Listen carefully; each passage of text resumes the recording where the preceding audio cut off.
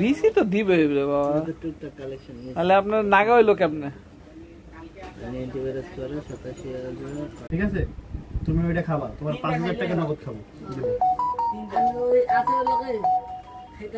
আমি তোমারে বলি তুমি আগে খোঁজ নাও, তারপরে আমারে বললো যে আমি তো কালকে আসবো, কালকে তুমি দরকার হলে পরশুদিন বলবো যে ভাই আমি এটা রাজি।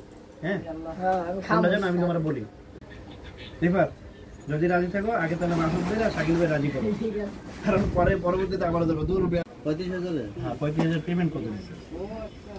35,000 পেমেন্ট দিচ্ছে হলো